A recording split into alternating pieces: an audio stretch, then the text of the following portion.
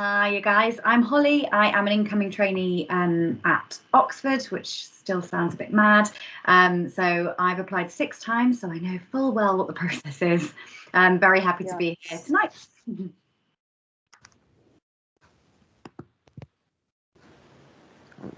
Hi everyone, I'm Malcolm and I am one of the incoming trainees for Royal Holloway this year.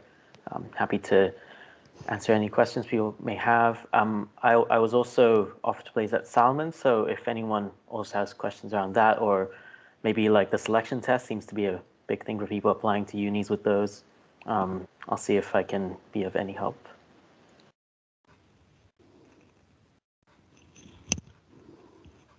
Me. Hi, I'm Alina. I am an incoming trainee at Cardiff / South Wales, so if I can help with anything. Hi, I'm Emily. I am about to finish my training at Leicester, hopefully later this month. So I'm happy to answer questions about Leicester or the experiences of training. And then similar to Malcolm, Leicester is also a selection test uni. So any questions about that, I can try and think back if I can.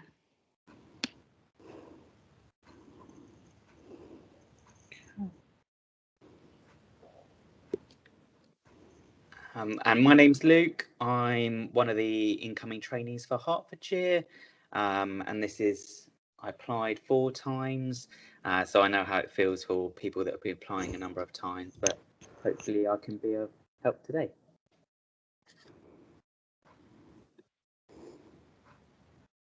Okay, give it a few seconds. I'm not gonna stop anyone else. Is that everyone? Sorry guys, I'm usually a lot more organised, but like I said, I've been on the computer since 11. So thank you to everyone, first of all, for spending the time today with this. Just to let everyone know again that I have pressed the record button. So just for everyone in the chat to know that if you've got any questions, feel free to just raise your hand and unmic or pop in the chat. I'll read the messages out as they come. But just to kind of, okay, no, we've got someone else. Thanks, Emily, for being our icebreaker. So go ahead. Sorry, I was just going to say that the chat is saying that I can't send messages because I'm not a member. So I'm just kind of trying to preempt. I don't know if it's saying it for other people too, but I'm just kind of wanting to preemptively. Thank you. Funny enough, it's saying the same for me. And it was fine a second ago, so I'm not sure. I'll take a look into that in a moment. Before we get started properly. Thanks. Okay, so I'll do the icebreaker then. So it'd be great to hear from each of you a little bit about your experiences prior to getting on to the doctorate. Whoever goes first. Go in the same order. So I graduated and then did a year of totally irrelevant experience. I did a bit of IT recruitment because I really struggled to find a job and pretty much had a meltdown post-graduation. And then I found my way back into psychology via a teaching assistant position, worked at a school for children with autism, and then quickly moved into an AP position within private practice. And I stayed in that role for about 3 years and did little projects alongside just to get my research experience up with Oxford Brookes and UCL. But that is pretty much, the long and short of it. Yeah, I think my experience is probably somewhat similar at the beginning as Miranda's, but because I never had a master's either, so I went down the experience route as well. So when I finished my course, I went straight into working as an ABA tutor because I volunteered a little bit during my course, and then after I worked in a SEN school as a learning guide / ABA tutor. Hated it, but I loved the job in the school, but I wouldn't recommend ABA myself. But yeah, and then after that I worked as a clinical support worker for a mental health home treatment team and crisis team, and then after that I worked in personality disorder pathway as a therapeutic assistant, so still not an AP. And then I finally got an AP role in CAMS. I only stayed there for 8 months, and then got an AP role in a learning disabilities and dementia assessment service. It's very random, and that's this year, and that's the year I got on. So that's my work experience. So I did do a master's, and I fully believe, looking back, it was definitely because I wasn't ready to actually like go and do working. And I also felt quite underprepared for my undergraduate. So I wanted to do something that kind of felt a little bit more focused on what I wanted to do. So I did my master's was in clinical and health psychology, which I learned a lot more in that year than I did the previous 3 years, I think. So I really enjoyed doing that. And then I also struggled to get a job in psychology afterwards because I didn't really have any experience. So it was a bit tough. But I did take, my first role was a clinical and admin support worker in weight management in the NHS, which was fantastic. It was a really good place to start. It was a multidisciplinary team with psychology input. It was a good place to start. And then I did that for a year. And then I went to drug and alcohol services as kind of like a recovery worker, support worker type thing. I did that for about 8 months, and then I was a senior recovery worker, so kind of like a team leader. I did that for 18 months. There wasn't a lot of psychology input in that, and I thought there would be, but there actually wasn't. It was still great learning, tough but good learning. And then finally got my assistant job after sort of 4 years, 3-4 years of applying, and that was a split role in a Welsh primary care service, so kind of like IAPT, and part of it was general primary care, so working age adults, IAPT type, low intensity CBT type stuff, and the other half was improving access and provision for older adults. So there was like some auditing and evaluations and developing resources and things. And yeah, then I got my place this year. So that's my background.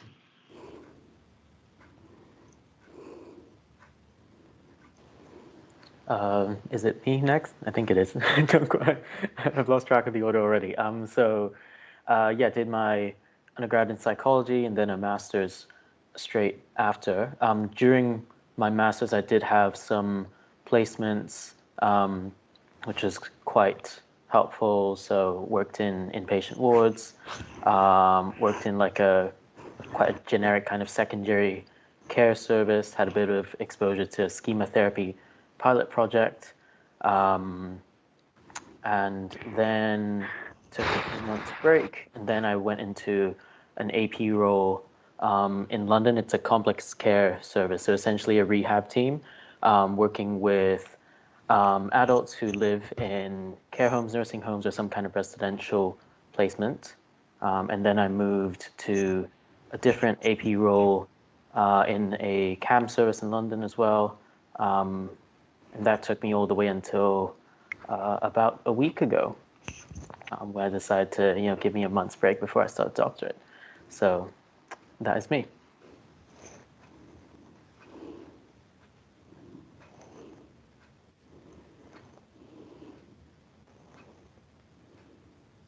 I think it's me next. I'm not sure entirely. So I did my undergrad, and in my last 2 years of my undergrad, I ended up being a HCA in a working age inpatient unit, and that was on the bank. So I was sort of when I wasn't kind of sort of hit hours on mostly on the weekend when I outside of kind of uni for experience wise. And then did a clinical psychology master's after my undergrad, and it was only so in the inpatient unit that I was working at, it shared another unit with children and young people, and it was only by, I suppose, luck really that the kind of care manager that oversaw the children and young people kind of ward said there was an AP post going in a specialist CAM service, which was for children that were kind of engaging in sexualized behaviour. So a really kind of small team of 2 clinical psychologists and me So I did that for 6 months, and then ending up, fortunately, having to sort of leave the post as the team got seconded into social care. So there just wasn't any money available to pay for an AP. For anyone who's worked in social care before, the money is even less, or even more stringent than the NHS is. And then through that, spoke to the clinical psychologist in the kind of generic CAMS team, and ended up working there for a year as an AP.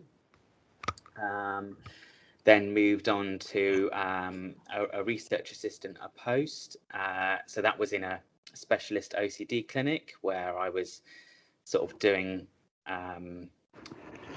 so kind of supporting people to engage in CBT work who were very complex. And then after that, I was the clinical psychologist that supervised me for that RA post. There was a randomized controlled trial that came up, and I ended up being the RA on that controlled trial, which was looking at self-help mindfulness in IAPT. And then finally moved on to the recent post, or the one that I've just finished before coming on to training, which was a CBT therapist. So did my training in Surrey, and then came back down to Brighton, which is where I live, well, have been living before then.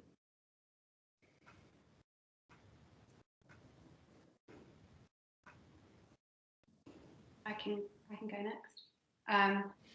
So I finished my undergraduate in 2016, and similar to Luke, I did some bank shifts as a support worker during my degree, mainly like weekends, holidays and things, which was also inpatient working age adults. And then when I graduated, I worked part of the week as kind of a voluntary AP post, which I recognise as privileged to be able to do that. And then the rest of which was in like a low secure service, forensic service. And then the rest of the week I worked as a clinical audit assistant in the NHS, which was partly to earn some money whilst I did the AP stuff, but it's actually also probably quite helpful because I didn't have a master's, and that was kind of my only research experience really. And it was kind of, well, I was doing clinical audit, so it's kind of like clinically relevant research experience, although I wasn't like a research assistant as such. And then after doing that, I think I did those alongside each other for about 7 months. I was fortunate to get an AP post in an IAP service, and I did that for, I think I was doing it for about, I did it for about 18 months, and then I left for training basically. So I actually didn't have a huge amount of experience when I got onto training, which there's pros and cons too. Obviously I was grateful to get on when I did, and I'm, still very glad about that. But, I think there's lots of benefits to having more experience, of course. And I think the imposter syndrome, which I'm sure everyone will experience, probably has been magnified by my lack of experience compared to other people that I know. So there's definitely, as frustrating as it is, and I think,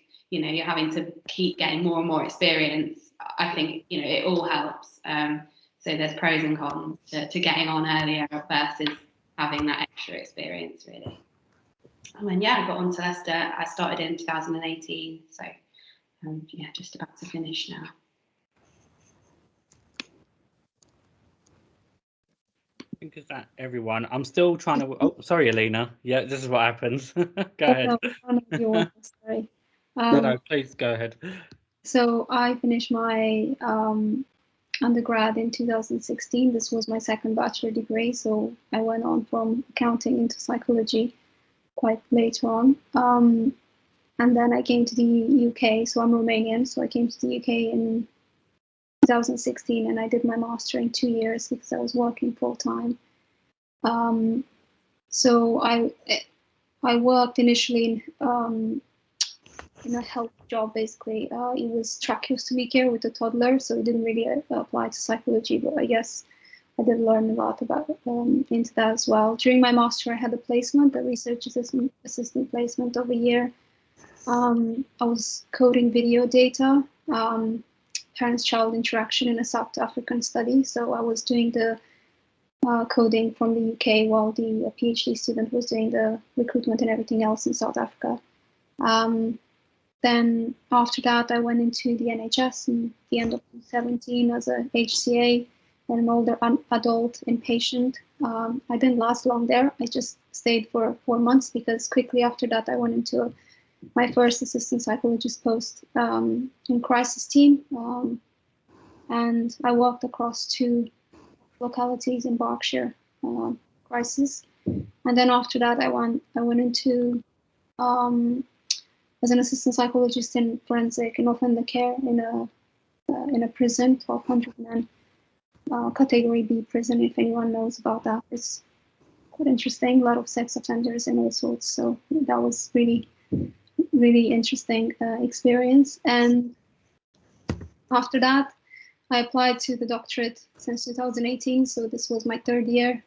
So last year I thought, well, I have to think about a plan B. So I went to do my CBT training, the high intensity, which today I just given my laptop back. So I'm happy to be finished with it and happy to get on board with the doctorate.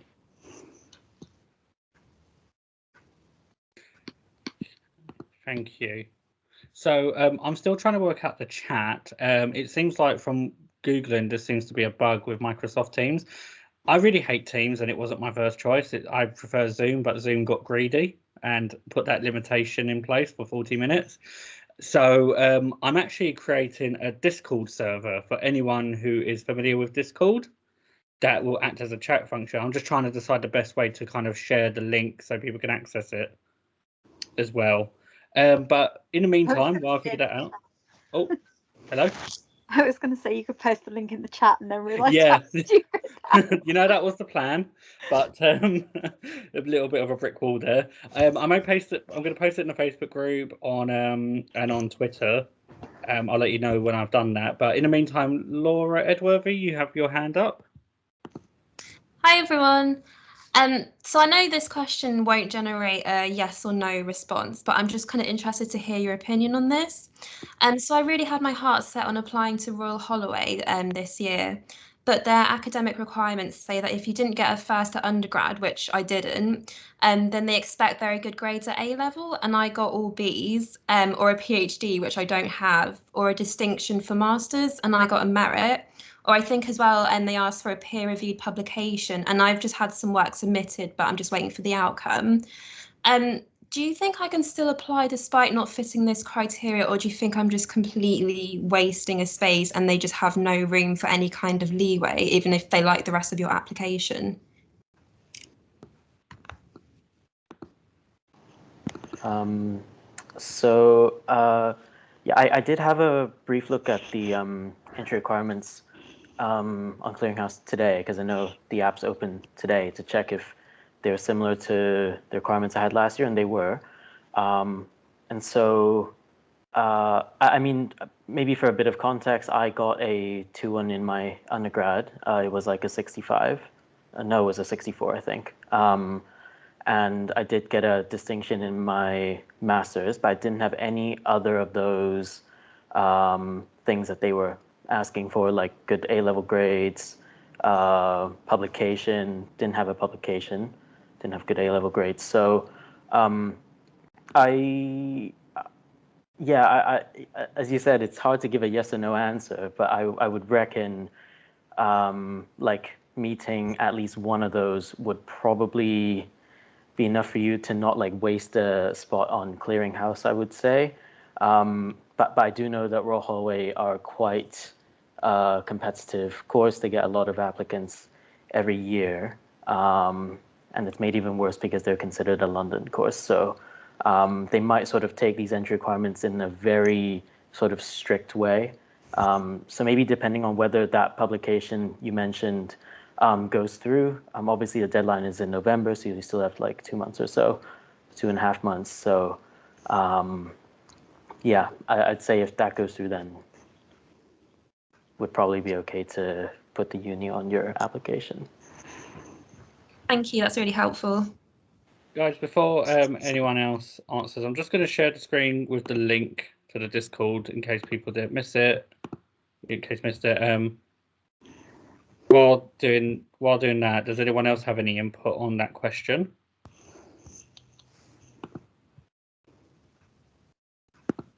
I would just say, I mean, I have no experience with Royal Holloway, so take what I say with a pinch of salt. I mean, you could perhaps email them and ask them, because I guess it would be a real shame if you applied there and kind of were automatically rejected and you could have applied somewhere else, which you might not have had the same experience with. Sometimes I know that when they do have these criteria in place, because of the numbers of people applying, they do sometimes, like, their first sort of stage is very much like a tick box, filter people out if they don't meet their requirements. And of course that would then mean that your application, no matter how good it may be or no matter how much great experience you have, might not actually be considered. So I would say, if you don't kind of find that you've got that publication before November and therefore you don't meet those requirements, maybe it would be worth emailing them to ask, just so that you don't waste a valuable application on a university if they aren't going to consider you. Another one might, you know, look at your application and obviously think that you're brilliant based on that. You know, that makes sense. Can I say is that I'm going to leave it up for a couple more seconds and then I will stop sharing. Hopefully that'll be enough time for everyone. Because I'm seeing a lot of people join, so it seems to be working okay, better than Teams anyway. In the meantime, Samantha Sonderman, would you like to ask your question? And apologies in advance if I mispronounce your names. Do correct me if that is the case. Oh, hello. Yeah, you get that correct. Great. I'm actually coming from the United States, and I'm moving over here in the next week. And I had a couple of questions. So I completed my master's and I specialize in trauma, and I would really like to continue that work. And so I was wondering if there were any specific programs with emphasized either trauma or global mental health.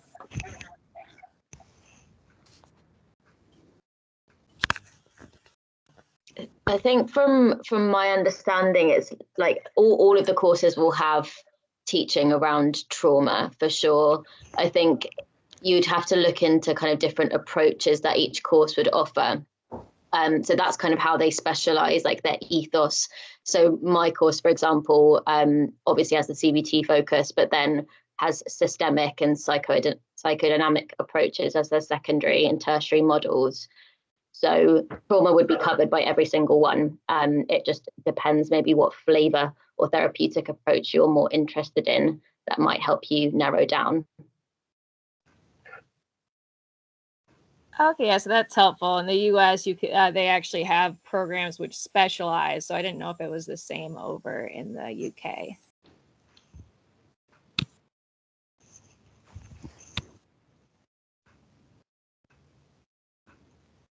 Okay,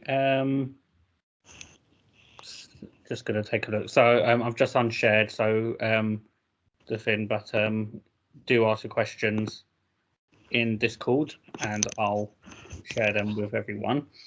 Got Lara McHale? Hiya. Yes, I just had a quick question. It was mainly for Luke, actually, regarding Hertfordshire. As far as I'm aware, Hertfordshire are one of the only unis that are saying, oh, we would like you to have 2 years prior experience before you kind of meet minimum criteria, whereas most other unis will ask for 1. I have been an AP in a CAMHS crisis team since September last year, and quite a few of you, it's quite refreshing to hear, have had other clinical experience roles that might not necessarily be an AP role before that. So I did a lot of work for nearly 2 years in mind, but I've just got really scared and worried that for some reason that might not be good enough for Hertfordshire. They might go, nope, you need an AP role for 2 years, otherwise we're not interested. So I just thought for yourself and anyone else whose experience that maybe wasn't the AP role did count as valuable, relevant clinical experience. It's kind of similar to the other question. I didn't want to waste a uni choice on Hertfordshire if I wasn't going to pass kind of basic criteria.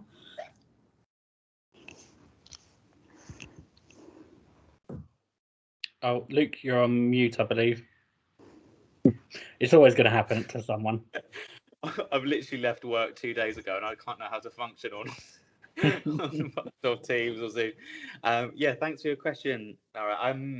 Because I'm an incoming trainee, I suppose all I can probably give some background are just that we've got like a WhatsApp group, and I'm just getting a bit of kind of background of people's experience. But we've got like a real mix. So we've got someone who's kind of got a PhD, who's got sort of, I think, only 6 months clinical experience before that.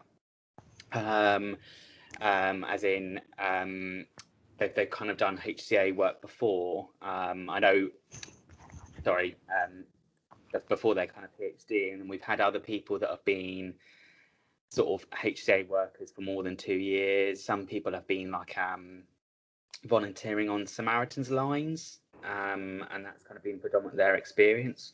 I suppose the vibe I've got from Hearts already is that they're not kind of so focused on the particular types of roles people have. They're very kind of they're I suppose, from what I've kind of gathered from people on WhatsApp, the experience is just really varied, and we've come from loads of different backgrounds, so I can't imagine that they just because you've had this one AP post or you've had previous other clinical experience that they would say no to you.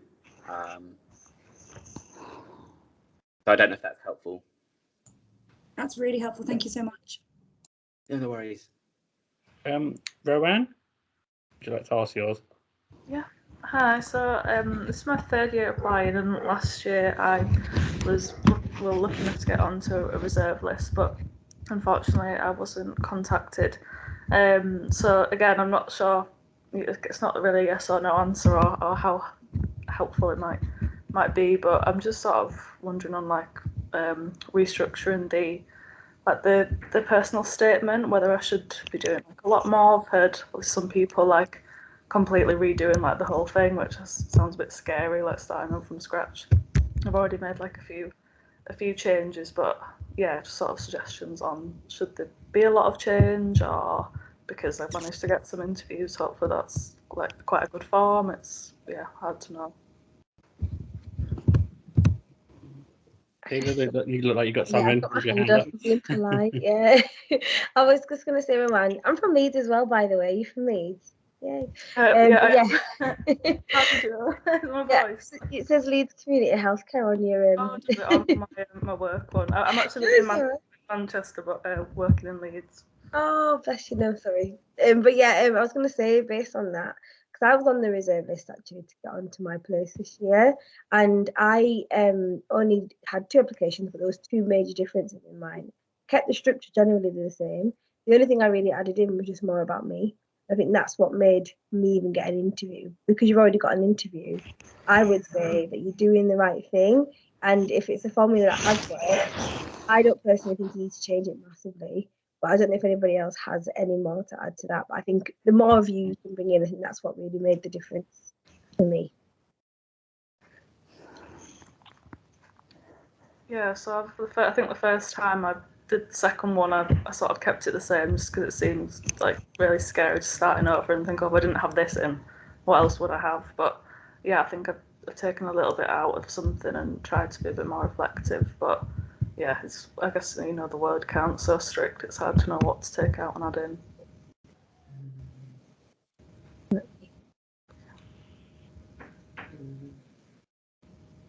Anyone else got anything to add?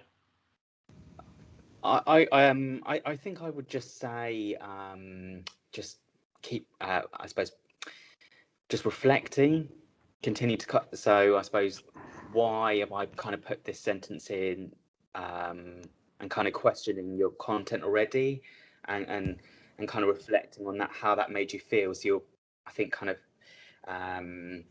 similar to what the last person said around kind of getting more of yourself in there. And I suppose for me, one of the major differences as well from last year versus this year was my values. What's unique about me? How does the course align with my values? And that kind of enabled me to get a real sense of bringing me into the application. And I think by doing that as well was like kind of questioning all of the content that I was putting in. Don't just want to give my experience, I want to reflect on what did that bring to me. What did I learn about myself? How does that align with the values or clinical psychologist I want to be? But yeah, I don't know if that was helpful advice, but yeah, no, thank you. Just to plug Miranda, today I shared a brilliant video that she made some time ago on writing the application. Miranda, would you like to? Would I like to what, Jason? Like to just tell people a little bit about it. Publicly embarrass me. No, I do it enough myself. Yeah, no, I've got a YouTube channel. It's called The Worry People. There's a video on writing an application. I don't want to say any more because I get embarrassed, but check it out if you'd like. But I would like to add to that I use that on my second time in my application, and it helped me so much. So yeah, thank you for Miranda's wisdom. Same. That helped me this year massively. Like my 6th time, yeah, it helped me massively. Thank you. You guys. And Miranda needs to save her voice for the rap later. And I'll just go to Trusha now, and then I'll take a look at some of the chat in Discord since that's really popping off. Trusha, would you like to ask a question again? Please tell me if I've pronounced your name wrong. No, that's fine. Hi, thank you. I did have 3 questions. I'll try and be quick.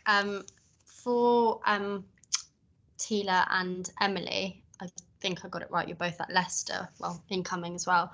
I just wondered about the course content. Kind of, I really liked the look of it on having looked at the alternative handbook and online. I was just wondering, did you find that the course is quite like varied in terms of models it covers, and it's not kind of too CBT focused? I think Emily might be best answering that one. Yeah, I would say so. There's definitely, obviously all courses have to focus on CBT to an extent, but it's certainly not been like a big part. I wouldn't even say it's felt like the main focus of training. So we've had a lot of systemic teaching, which I've really enjoyed. We also had, enjoyed it all. Just to carry out that. But we also had psychodynamic. Leicester have quite a focus on community psychology, which I think is, I'm sure other courses do it, but I think it's a fairly Leicester thing to do, which is really great and really different to something like CBT. And we've had bits of teaching on like 3rd wave approaches as well. So it has felt really varied and all been really interesting. And I think people have definitely found that they've been able to use different models across different placements as well. And even like I've found across my placements, I've not been limited to sort of the models that my supervisors use. They've been quite supportive of me using different models and obviously being quite intuitive as well. So yeah, definitely varied and certainly not like all CBT at all. Yeah, okay, great. That's really good to know. Thank you so much. All right. And then I guess, yeah, I know it was asked before, Luke, but I just wanted to know, I guess, I've heard a lot of kind of hearsay around Hertfordshire in terms of like, even though on the website it says 2 years, sometimes people say like, even if you've got like, you need to have 4 years unofficially, like of experience, and I've got about 3. And I'm like, I just don't know if that would be something they would, yeah, probably redundant, but. Yeah, I think yeah, I really get you guys applying, because I was in the same situation last year, and it's just the uncertainty, isn't it, of knowing that you don't want to risk putting them down if you don't feel like you've got a chance. I think from what I've gained, like Hertfordshire are kind of yeah, I mean that I know someone that's on our WhatsApp who literally who's got 2 years clinical experience, and they've got in, so I think it's kind of clearly enough for them as a course. And I think they're really sort of ethos, for which I've already spoken to some of the trainees on the course already, because I'm an incoming trainee, but they're not sort of a very they're kind of very socially constructivist, so they're kind of questioning around kind of the sort of those generic kind of roles like an AP, and kind of think about other routes into the profession, and the fact that you can still learn and reflect and add that to your kind of personal statement. So I think, and certainly I've got a real kind of sense of that from speaking to the course director, who sent us emails and the reading list that we've already been sent already. So yeah, I don't know if that's helpful at all. No, I think it's just that sense of assurance, isn't it? Yeah. I totally get it. I just since I had my interview, the course have been really approachable, lots of kind of questions. I mean, I wonder whether it's kind of worth emailing them, maybe. I wonder whether, I suppose maybe the alternative handbook might be good to have a look at, maybe. Yeah. Because that would kind of show you how much kind of experience and what it is experience-wise kind of people have had before getting on the course. I know that won't be the most recent year, but that might be helpful. Yeah, thank you. And I guess my last question, sorry, I just wanted to ask Malcolm, is why you chose Royal Holloway over Salomons? Because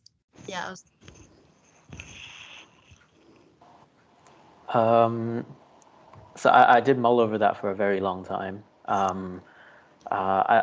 I think it's important to emphasize everyone has different priorities. So just because I'm about to tell you what I'm going to tell you doesn't mean, obviously you have your own considerations.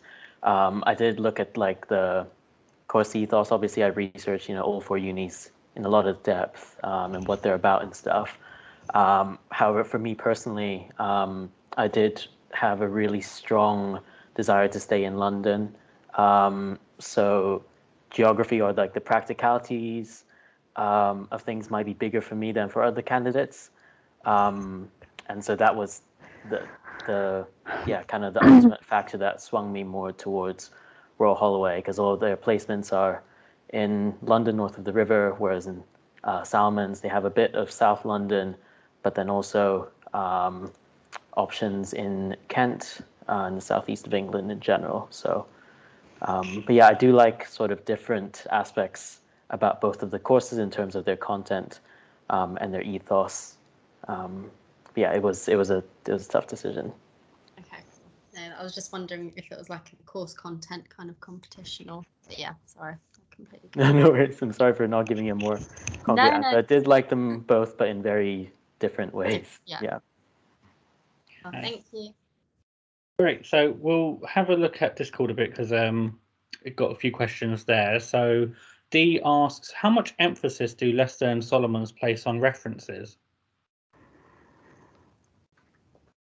I can answer for Leicester, I think. I don't even know, to be honest. But I think maybe there's some, I don't know, Emily, correct me if I'm wrong, but maybe some focus on it being from someone with more of a psychology background might be helpful, but then I could be very wrong.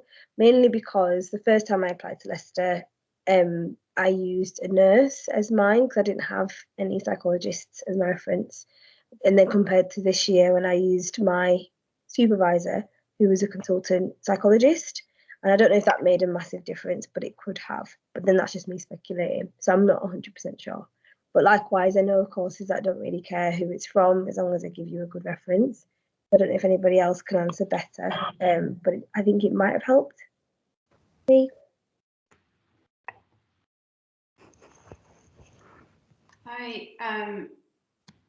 I don't know, to be honest. It's not something that I've ever actually heard spoken about on the course, even when we have sort of spoken about the selection process. So I'm really not sure. But I do think it was always my understanding prior to applying, not just to Leicester, just as a general consensus, that it is really valued to have a psychologist as your reference. So I don't know if that's specific to Leicester. Maybe it is, but I don't have any specific information about Leicester, but that's always been my sense, that a psychologist is probably, rightly or wrongly, best placed to be your reference, if possible. Yeah, I'm afraid I don't know about Salomons at all.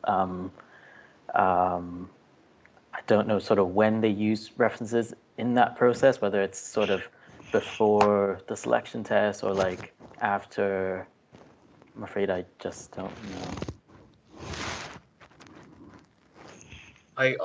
I applied to Surrey, and I know Surrey and Salomons have they follow the same process, and I'm a CBT therapist, and I had it from a senior CBT therapist, and I had an interview at Surrey. So I wonder whether, as I say, kind of very similar to Salomons, so it didn't stop me not having it from a psychologist.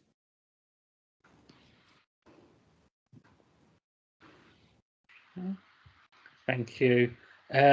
So a question on, do Oxford or Royal Holloway place any emphasis on diversity within their application process?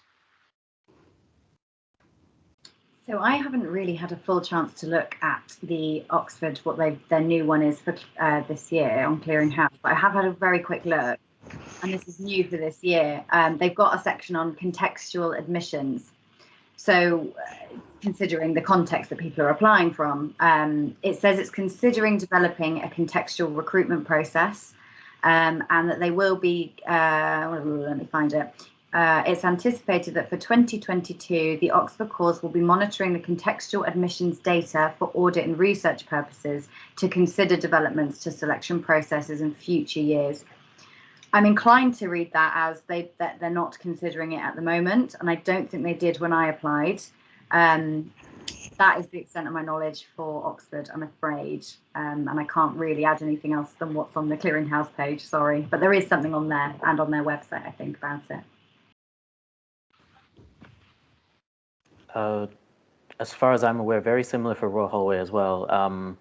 Having a quick glance again at their Clearinghouse website just now, pretty much the same wording as what Holly just mentioned for Oxford, considering developing contextual recruitment processes. So yeah, my interpretation of that is pretty much like Holly's. It seems like this is not something that might come into play this year.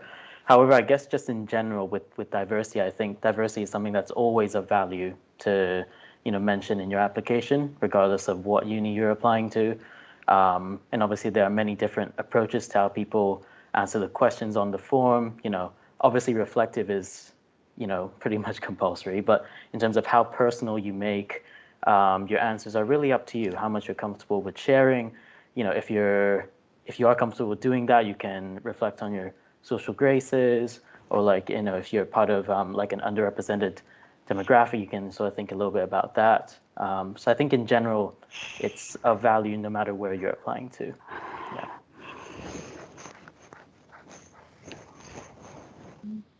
Yeah. So got a question from Hannah on thinking about applying to Manchester this year, and just wondered if you could advise about the GMA test that they do.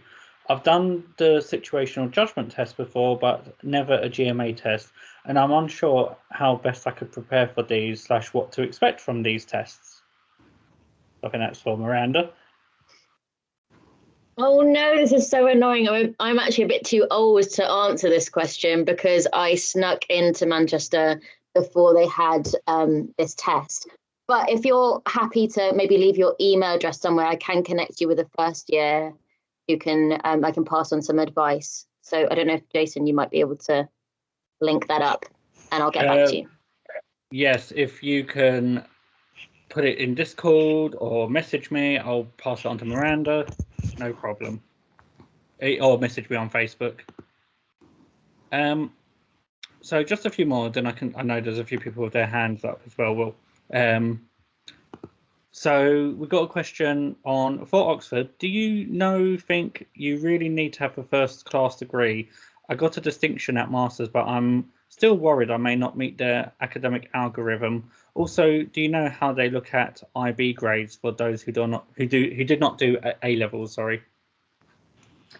So I think in terms of the IB and A levels, I think they look at what is equivalent to an A level, and I think you do the IB at the same sort of time as an A level. That's my understanding. So I imagine they would. I would check with them and look on their website. What it does say, and I'm not sure this is available last year. They have. I can put it in Discord. The link. They've got how they do their academic scoring. So my background, I did get a first and I did get a distinction at my master's, and they score for those different things. I think Oxford they do tell you from the start, from, you know, if you go to an open day or whatever, it is an academic course. They really, as they all are, to be fair, they want you to be able to manage the demands of training. So that there are reasons as to why they do this, but they're not necessary. I don't know. Well, let's read it. So academic scoring system, yeah, it gives you what the points are for each of the A level or equivalent grades, what your undergraduate psychology degree. They only give you points for a first class for that one. And then any postgraduate qualifications, they only give you points for a distinction at your master's or your PhD. Do I think it's important? I mean, I think they shortlist based kind of what we said at the beginning of the webinar. They shortlist based on your academics, I think. So they will do your academics first, they'll look at what your grades are, and then they'll start looking at your application. That's my understanding for Oxford. I could be wrong. As I say, I haven't started yet, so I'm not au fait with how they do all of that. It depends, I think, probably on what your score is, and that again depends on whichever year it is. So it's a score out of 40. As I say, I'll post the link in the Discord so you can kind of tot up what your score might be. It's difficult to say, sorry. I can tell you a little bit about, because I applied to Oxford and I haven't been selected, and I have a first in my undergrad. I do have a merit in my master, but I have, I believe, the equivalent AAB in International Baccalaureate, if that's what you talk about. And they didn't select me for the interview, even with the CBT training and everything. So I don't know if that helps. Just have an idea. Okay, thank you. I just wanted to add very briefly, I know I mentioned that I wasn't going to talk about it again, but for Paul Salkovsky, for those who don't know, works, he's done a lot in CBT. I think, is he a professor or clinical psychologist? I'm not sure, one or the other, or both. He is looking into the current situation regarding Health Education England, alongside the UK DCP and again ACP, as I mentioned. So because he reckons that the fact that people weren't warned about this before means it's completely unfair. Sorry, just wanted to add that. Emily, you've got your hand up. Would you like to ask your question? Yeah, hiya. I've actually got a couple of questions, if that's okay. By a couple, I might mean three. So the first question I've got, I hear people talking sometimes about which unis want masters and all of this kind of thing. I've read all the handbook and the alternative handbook and everything, but I'm still not entirely clear on which ones prioritise kind of having masters in addition to undergrads. I've got a first in my undergrad, but no masters, and I don't particularly want to do a masters. So I don't know if anyone can advise on how you go about finding that out, because people seem to know and I don't know what I'm missing. On Clearinghouse, I think it should say on the courses, I know it does for Leicester anyway, and the ones I applied to, if you need a master's or anything like that. But I know for sure. I know they say if they need it, but I didn't know if there was some kind of unwritten preference thing. I'm not sure. I'm not sure if there's an unwritten rule. Sorry to cut you. Okay. But for the majority of courses, they are quite lenient with the masters, from what I understand. Like, for example, Leicester don't require it, and I know that people who don't have it, I didn't have it, and it was fine. And other courses are similar. I know Coventry and Warwick are the same.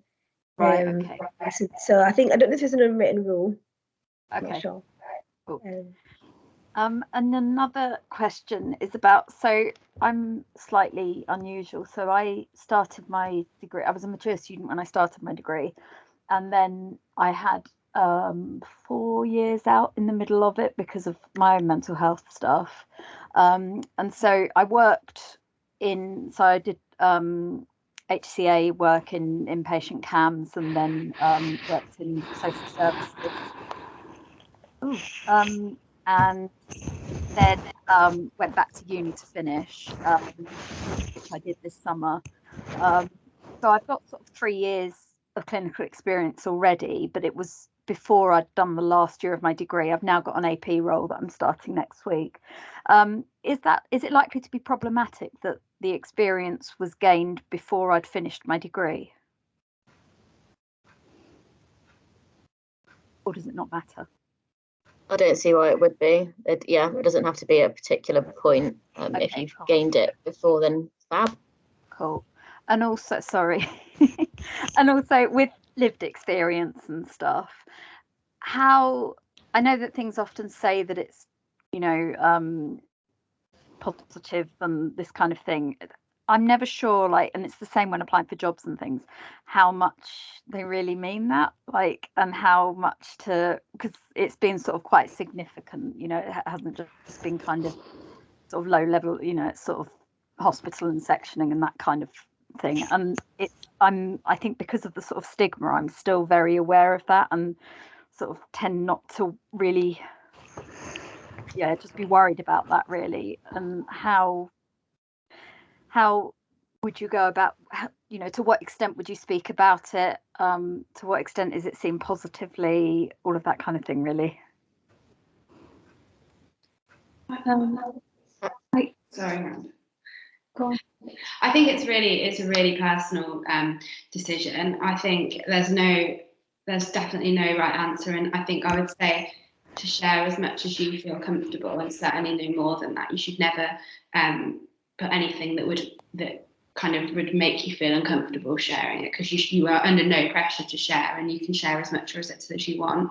I think I would say that any course that sees it negatively is probably a course that I would be personally wanting to avoid, because I don't think it's not a negative thing, and I think as psychologists we should be particularly aware of that. So I don't think it's a negative thing, and I don't think anyone else would think that. I think if any courses do, I don't think, as much as, I always say, and I know it's very hard in this process, that it's as much about the courses that we want to go to as much as how much they want us.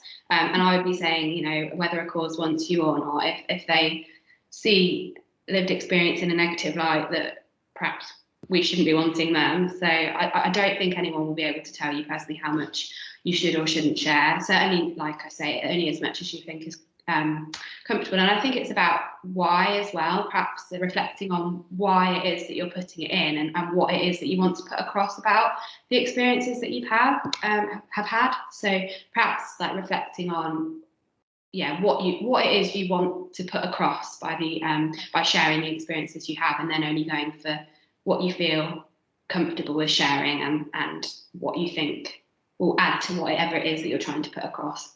If that makes sense. I'm sorry. Yeah, thank you. No, it does make sense. Thank you.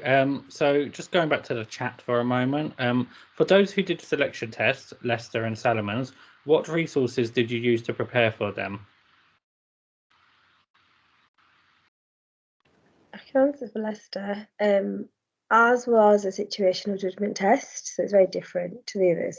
And they tell you specifically do not prepare at all for it, because it's about how your clinical judgment is and what you kind of would do in the moment. So I wouldn't prepare for any of those ones, and I didn't. I think the most I did, just me being a bit cheeky and doing extra for no reason, was just looking online and seeing practice ones and just practicing my response times and that kind of thing. And I would just recommend asking. I asked my clinical supervisor mainly because I had a bit of knowledge about last year's, about kind of roughly what kind of situations to ask about and get advice on, just to know how, I guess, to inform me in a little bit. But that's it really. I didn't really do much at all. Can I just check as well, because maybe it's changed since I applied, but it probably has, but we had verbal and non-verbal reasoning tests as well as the situational judgment. So is that not the case now? Not that hang on, I'm trying to think. I think I can't even remember now. We had the situational judgment. No, I don't think we had anything else. I think that was it. Okay, fair enough. Yeah, just a They situation. changed it then, because I think that's a little bit different. Yeah. There are like practice tests online, which I think I had a look at 1 or 2. Again, I think they are hard to prepare for, but maybe they're not even a thing now in Leicester. Glad I didn't have it this year for me, because that would have been terrible. But I'll have a look and see. Actually, there might be that they do have them this year again, so I'll quickly check and get back to you. So for Salomons, in all honesty, I haven't looked at the Salomons page today, so I don't know if they're still using selection tests for next year, as in for the 2022 intake. But if they are, I guess my experience was I didn't use a lot of sort of like resources to study for the test, and I only did the stats test. The situational judgment test was cancelled because I'm sure everyone knows, you know, a bad thing happened, and so I mainly just used my stats notes from my undergrad and my master's. I also kind of inherited some like stats notes, almost kind of like a vocab, like bullet pointed, really concise type set of notes from a friend who's a trainee. But I'd say from my experience, it was better to know a little about a lot rather than to know a lot about little, because I found the 50 questions on the stats test was very broad, but not super, super deep. So that's kind of my take on it. Okay.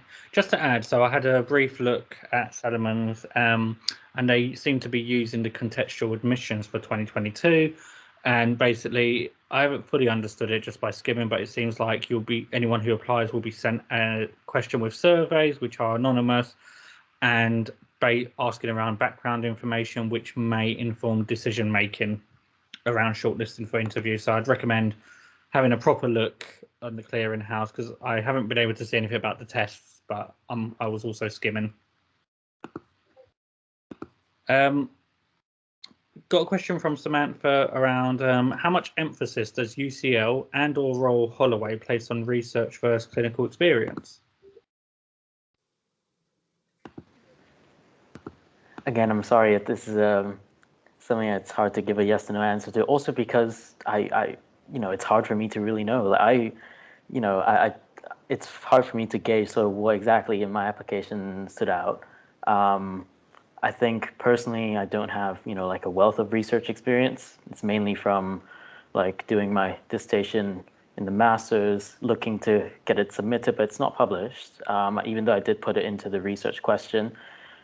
So it's hard to say. I know for Royal Holloway, they do kind of like research and clinical, it seems equally. I know Royal Holloway has, this gives off this impression of being quite research heavy. However, I do know a few people who have also gotten on that, haven't taken on like a substantive like research post, for example. And so I'm not sure if they would favor sort of one over the other. I did also apply to UCL. I'm afraid for UCL, I'm not too sure, although just from what I've heard, and take it with a pinch of salt, they seem also kind of 50-50. Yeah, I'm speaking to Dr. Kat Alcock directly. She pretty much confirmed the same thing. She's the admissions tutor for UCL, by the way. So I was going just on. going to add, sorry, Jason. Yes, go ahead. I said I'd get back to the person that I'd check on Leicester for this year. Sorry to cut you. They're just saying that they're doing a computerized screening test again, so it could be anything. It might be back to what Emily did before. It might be screening the situation judgment, but I think that was the route they were going with. So yeah, I'll let you know. Great, thanks. So got a really great question here actually from Charlotte. I always love this question. I was wondering if anyone has any advice on how to add more of you to the application. I really struggle with that part. First of all, watch Miranda's video. Second, go ahead, guys. I would say, because I get asked this quite a lot, and what the difference for me in the 5 applications before this one was that I didn't really think about the application to start with. I thought about 3 things. I thought about what my biggest lessons were, and kind of what experience came with that, what pieces of learning that I had, how that related to training and the courses that I was applying for, why I wanted to be a psychologist and train at those courses once I'd chosen my courses, and then my competencies so far, what I thought I developed, and actually what was important to me and my values.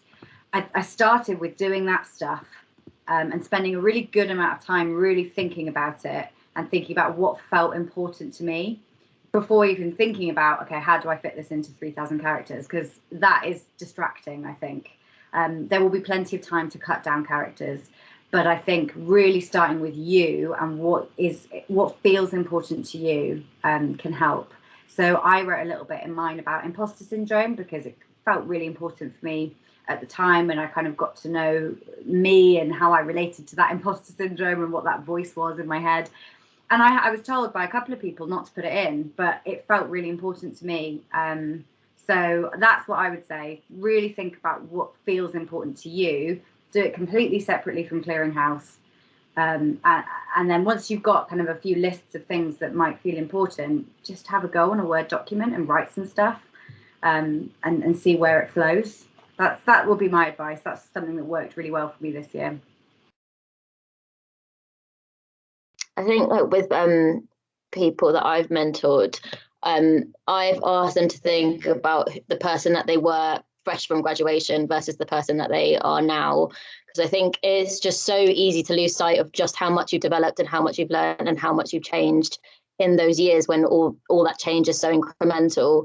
And similar to Holly, I think this brought out, like in my personal statements, it brought out me talking about things like having to deal with rejection for a person who has always been such a perfectionist with their grades and kind of career aspirations and things. And I think it just puts a little bit of perspective into just how much your work experiences have developed you inside and out.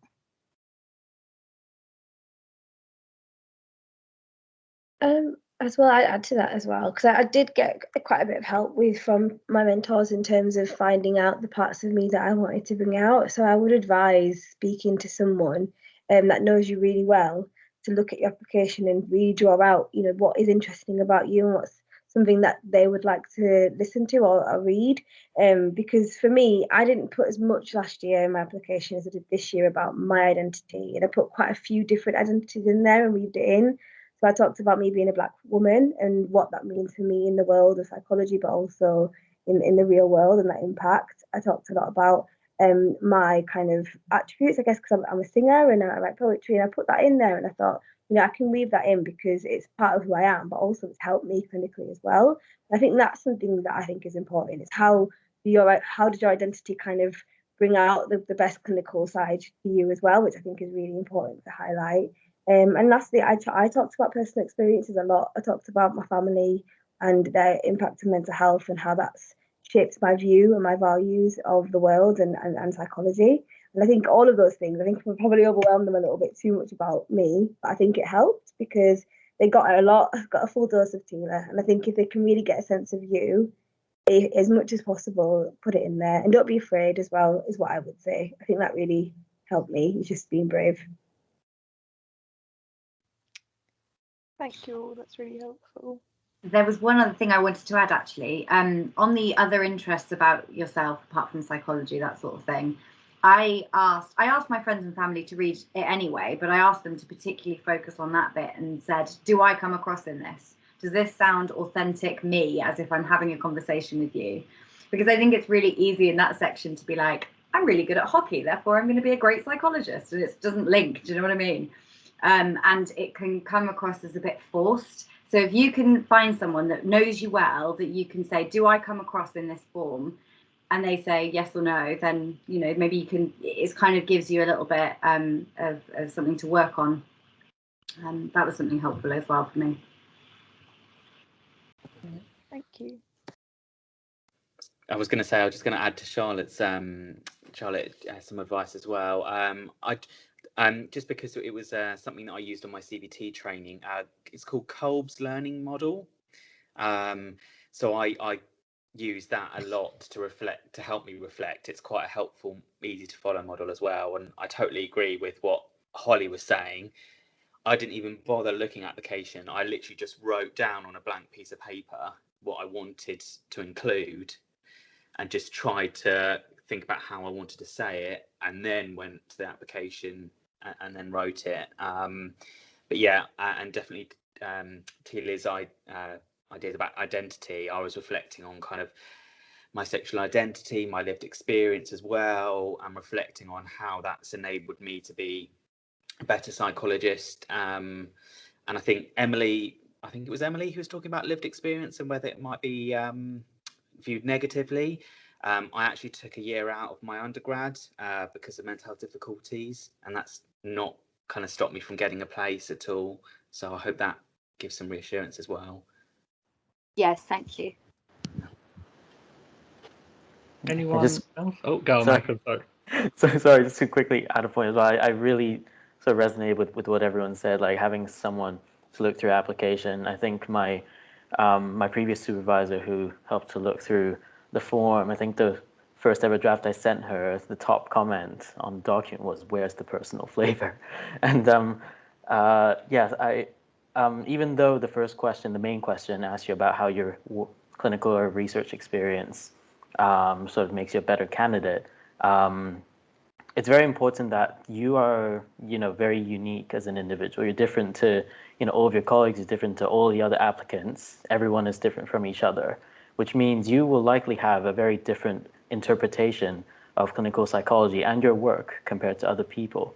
And so sort of thinking along the lines of, being reflective, sort of what did you learn from that? What did you take away from it?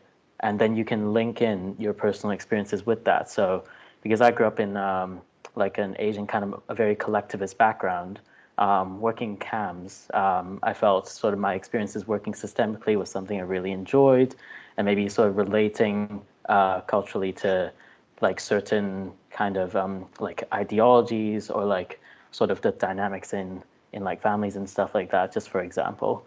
So just really linking in with sort of how you perceive the world of clinical psychology and in your work or in your research experience. Yeah, and I guess just to echo what everyone was saying, I also mentioned overcoming adversity in my application, and this was the first time on my third application. I've never done it before.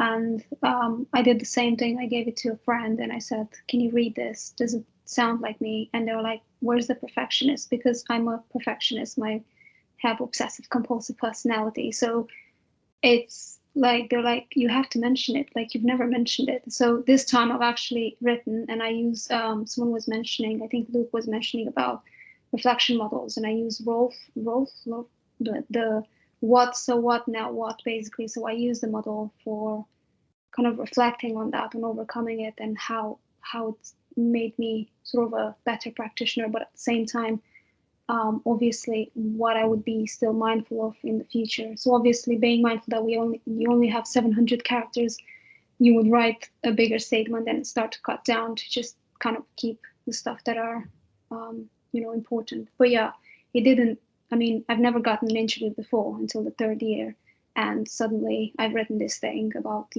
I have issues. So, and they're like, "Okay, we like you, now we want you." So it's like, I guess it works. So yeah, consider it, put it in there, obviously, if you're comfortable doing so. Thank you. Just a brief second. So Dr. Trent has joined. There's something wrong with the chat function. I can't message, but some people can. Some people have more power than me over the teams that I created. But thank you for joining and for your kind words. Just to let you know that Dr. Trent is actually writing a brilliant sounding book, which is due to come out very soon. I don't know if she would like to just briefly highlight it very quickly before we continue. Oh, hello. Sorry, I was just busy trying to tidy up my kitchen. So sorry. Sorry, I put you on the spot. That's the one. I was always talking about me. Hello. Hi, guys. Thank you. Yeah, just good luck for what you're going through. Don't know if anyone else has been affected by today's news, big news. You know, did not see that coming. And as Jason said, I have, been putting together a book these last few months, and it's due out very soon. Was supposed to be today, but I've decided to obviously update it a little to make it extra current, so that we reflect the HEE news, because it's kind of a big deal, isn't it?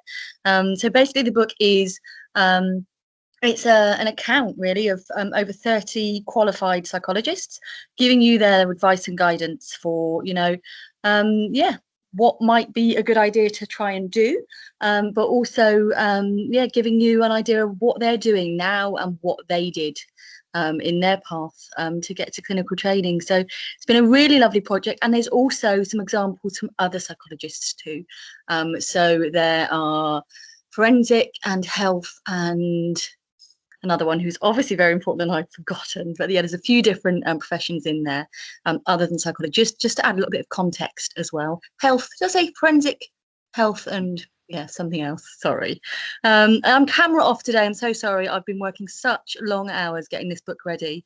I've been scrabbling around. So yeah, just, you know, I know the 1st of September is a day that we really look forward to in this community. You know, we're all absolutely focused in that direction, and then something like this happens and it just feels like the wool has been just not, you know, pulled over your eyes and the world pulled out from under your feet, and it's just, you know, people, it's a big deal. You know, it's a 10-month cycle, isn't it? If you get on or you don't. Obviously, if you don't get interviews, it's over a little quicker, but then you're really even more focused on the 1st of September. And I just think this is, you know, it's okay to react to this. This is a shock. This is a grief. This is a trauma. You know, we're talking about something that impacts on over 2 years in some cases, because I saw that the guidance was, sorry, I was getting an email at the same time. I saw that the guidance was actually that it's 2 years post basically certificate date. So, you know, you might have been, depending on when the exam board meets, you know, this could be even longer. And, you know, I was reflecting that you might take the job, you know, it might involve a really long commute, or, you know, less time with your children, or maybe not even living with your family and commuting back at weekends. And you might think, well, I can do that for, you know, 10 months, I can do that for a year, but then to suddenly realize you might have to do it for another 2.5 years, or, you know, depending on where this falls, you know, you might not even have to, you know, you might just miss this by a month and then have to do another whole year, basically. You know, and are people going to look to non-English courses? Yes, they might. Or, you know, not everyone is able to uproot to Scotland or Ireland, are they, or Wales? That's not always possible. So this is a big deal, and I think it would have been just compassionate to just offer a little bit more information, you know, just a little bit more inside information. And some people today have said that they think that actually we should have seen this coming, you know, that certain other areas of psychology already have this precursor, that some period of, you know, service is expected. And one of my colleagues who I trained with said that she thought that in the 1990s, they used to do this in Ireland for qualified clin psychs. But of course, when I trained, so I graduated in 2011, so I'm a little bit old. I just turned 40 this year. But actually, you know, when I qualified, it was just after the pandemic, not the pandemic, that's now, the recession. So 2008 is when I started. So when I qualified, I actually had a period of unemployment afterwards because there were no jobs. They could not have guaranteed me a job anyway. And so, are they saying that there's going to be 2 years worth of work in these industries? Because otherwise, how are you going to get the 2 years worth of experience? That's another deal, you know. And what if your fixed term contract comes to an end? You know, then you have to start again and, you know, get the post. This is all really important stuff to reflect on. But, you know, I don't know how many of you, there's 44 of you on the chat, probably including me, how many of you have been affected other than Jason. But, you know, it's going to change the flavour. And even if you are successful this year, it's going to change the flavour of your cohort as well, because people who would have been on your cohort now won't be. And so it's going to really take away the mixture of diversity and the types of experience. It's going to make people perhaps more homogenous as cohorts. But actually what I liked was the real variety of my cohort. There was 15 of us, and it was really, really good. And so I think there's many factors to consider here, and I'm aware I'm waffling on. I don't know if it's useful at all. It's all stuff to reflect on, isn't it? But you know, this probably is not what you wanted to use your very important meeting for. So perhaps I should zip it, but happy to answer any questions if anyone has any. Thank you, Dr. Trent, and feel free to link the book in the chat since you have that power. And I will link my mailing list for it in the chat because it's not available yet, because I want to make sure that the version that people actually get their hands on is the version that mentions all of this stuff and mentions all of those discussions. So if anyone wanted to join in the mailing list to be the first to be told when it becomes available, then please do. But you can always also connect with me on my socials. I'm fairly prolific. You can't really miss me. I do a daily clinic every day called the 4-Minute Clinic, and it's a really useful way to just tune in and see how a qualified clinical psychologist is making mental health mainstream. So I specialize in trauma, anxiety, depression and grief, but that's all the stuff that I talk about in very much the way that I've spoken about it today. So if you've hated me today, you probably won't like my stuff. If you think it's all right, you might want to tune in every now and then. Thank you so much. Okay, Rachel, you've had your hand up for a while, so would you like to ask your question?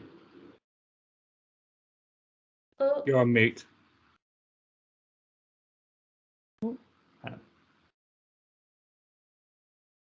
Can anyone else hear Rachel?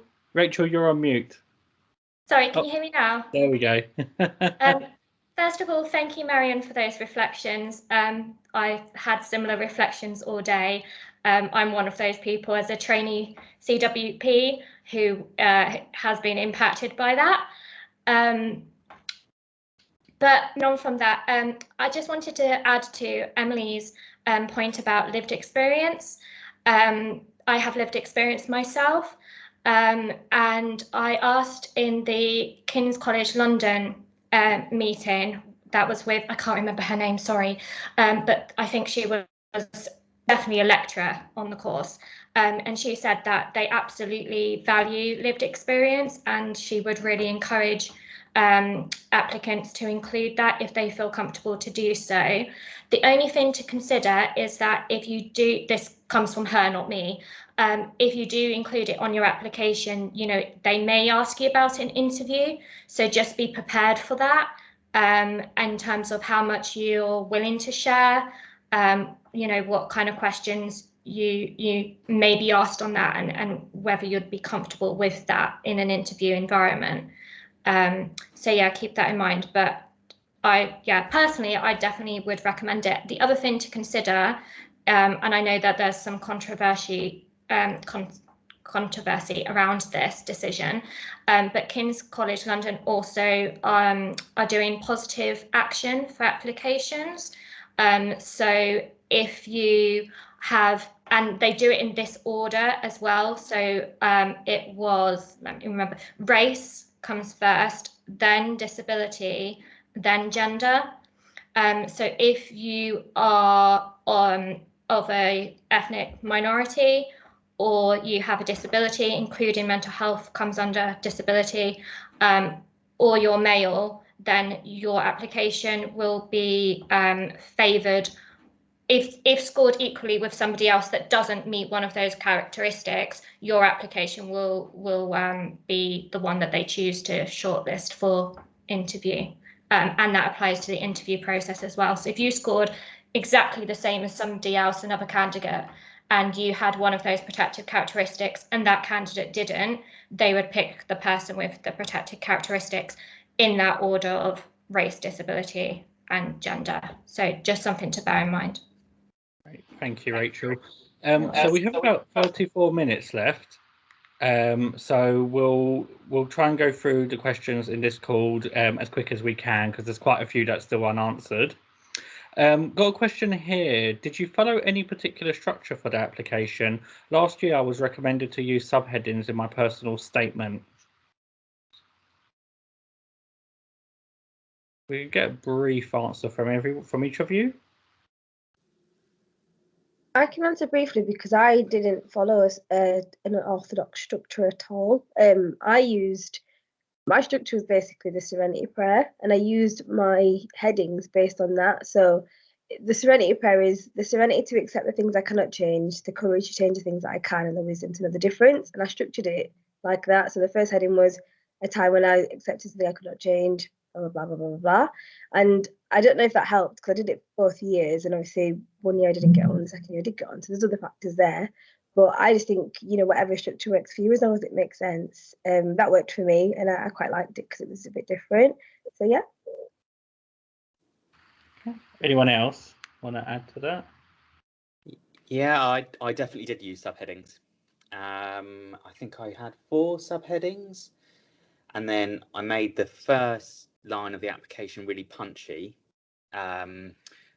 This is why I want to do clinical psychology. This is what I hope to be once I'm qualified. And then the last sentence that I had was just around my own learning needs, so what I still wanted to kind of achieve and what the doctorate course, and I essentially wasn't the finished product. And I think that's because I'd been a CBT therapist, I wanted to show that that's what I wasn't just looking to be. I wanted to kind of fulfill the other roles of clinical psychology. But yeah, I mean, that I didn't use subheadings the year before, and I did this year, and I don't know whether that had any impact on me being selected, but loads of feedback from clinical psychologists were saying to me that it just makes it a lot easier to read, especially if you have subheadings. I personally didn't use subheadings. I usually advise that for people doing like assistant applications or any other kind of application to break it up. The only place I did use headings was in the dissemination section. I kind of split it up. I think I had like service development, something about the evidence base, promoting the evidence base or something like that. So that was the only place I had subtitles. But for the first question particularly, I wanted to make sure there was a narrative and that each paragraph linked to the next one and that it was a coherent kind of story, and making sure that each paragraph kind of really focuses on one point. That was kind of the way that I structured mine.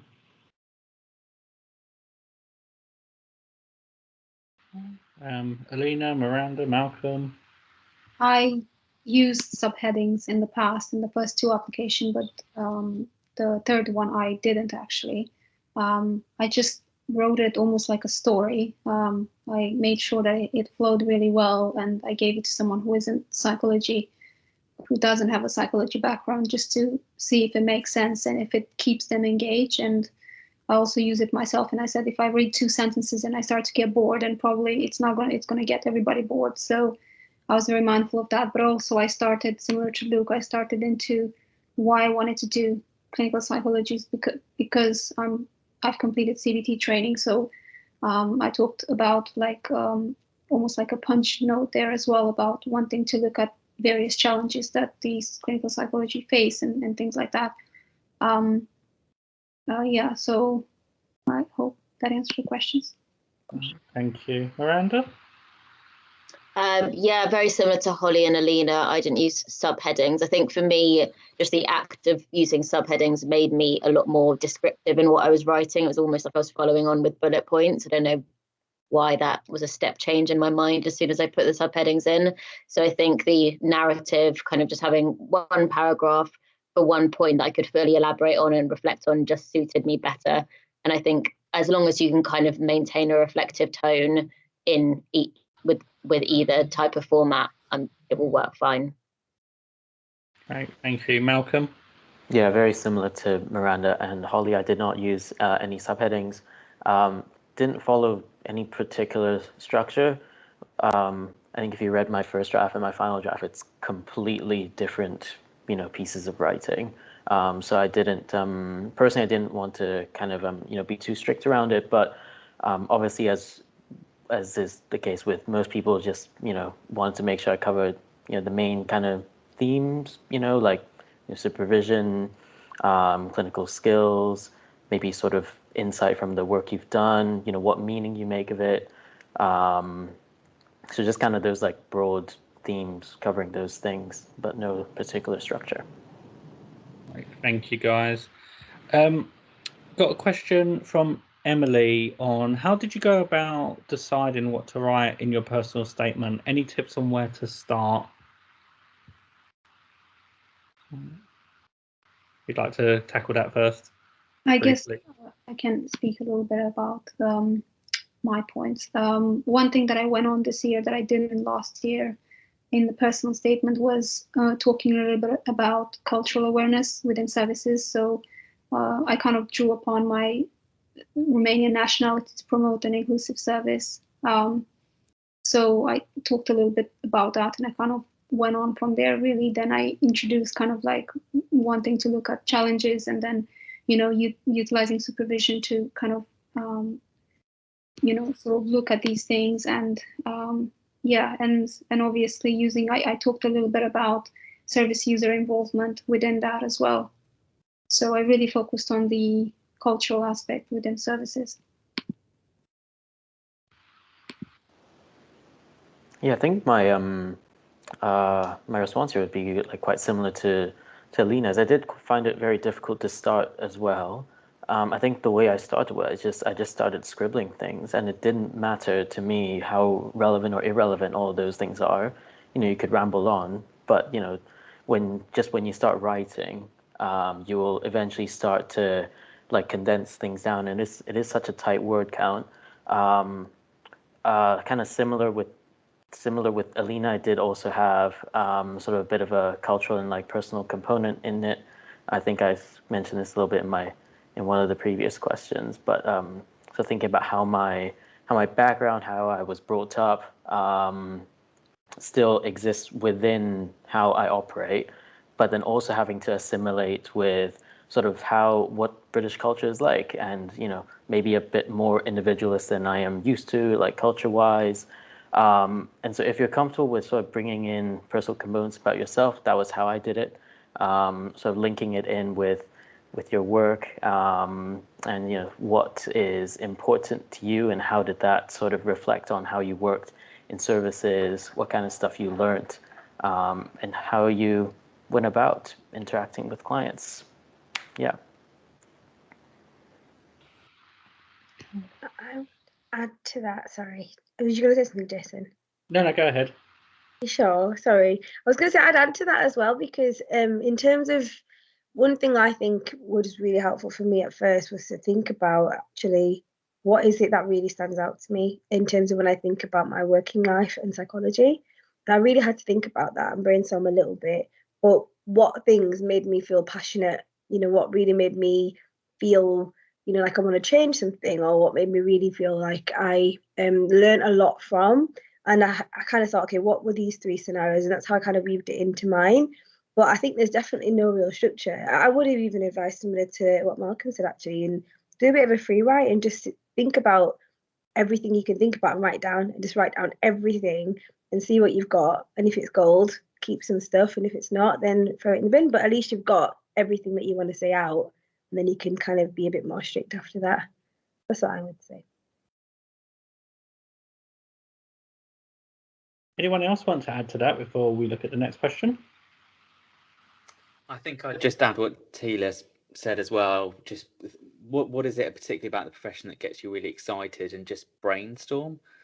So yeah, like my lived experience, I really kind of talked about how kind of co-production in services and how they're led, and how my experience of being in inpatient services before, where that was an experience for me, and that's what made me really passionate, and just the helpfulness of kind of diagnoses, especially for kind of trauma, people with traumatic experiences, and how that often kind of made me feel quite stigmatized, and from accessing support, as well as yeah, forms of discrimination at work as well. So just really things that you felt passionate about, that that potentially you in the profession might like to change, or like to do something about, maybe. Great, thank you. Got a question specifically aimed at Malcolm here, asking the course ethos for Royal Holloway, what it is, and they appear to have a service user interview, so wanting to know how your experience of that and how you can go about preparing for it. Sure. So I guess the course ethos at Royal Holloway, so the stereotype or the impression it gives off is quite CUT focused. Obviously, I haven't started the course yet, so I don't want to sort of comment on how true or not true that is. But what I can say is, out of the friends I have that are training at Royal Holloway, and I have had colleagues who were qualified from the Royal Holloway training course. They said that it's not like super like CBT heavy, so to speak. I think one of my colleagues, one of the qualified psychologists, said, I didn't train as a CBT machine and I didn't come out as one. So that was good. That was good for me to hear as well, because I don't want to sort of only focus on that modality.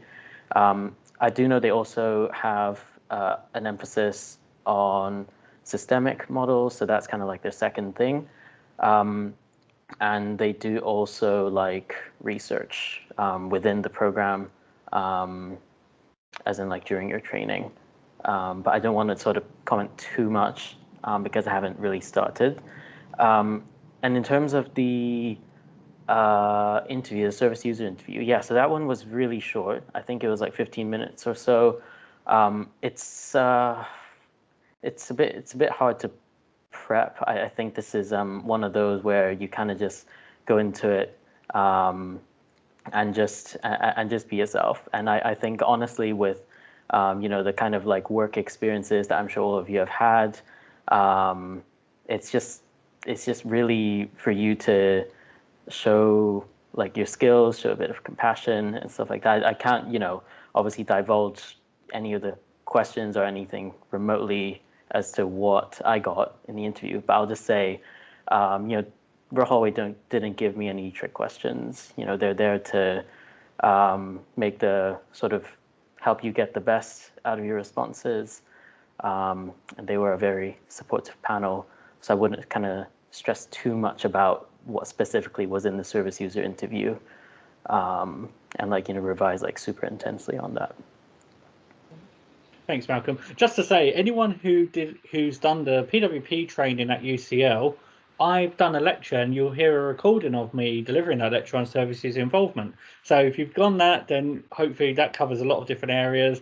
Otherwise, locate a PWP who's attended UCL and they can share the slides with you. Just going to plug myself in there quickly. Got a question here around book recommendations. So have there been books on your course reading list that would have been helpful to read before applying for the doctorate? I obviously am not on a course yet, but the book I recommend to everyone is Surviving Clinical Psychology, edited by James Randall. Like, it is, oh, it's so good. Trust, I'm getting lots of nods. It's great. It has all the parts. It helps you go through all the different kind of identities, lots of reflective exercises. Get the book. I promise you, you won't regret it. It's brilliant. I second that. I loved it. I think and then there's a defense book that's coming out. Sorry, Luke, go ahead.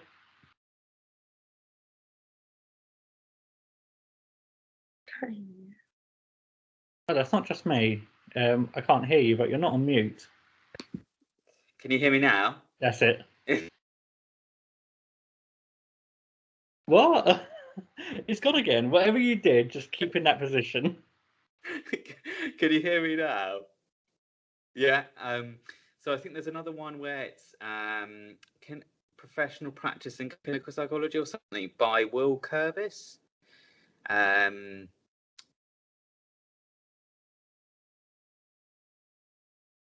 James Randall is Willie.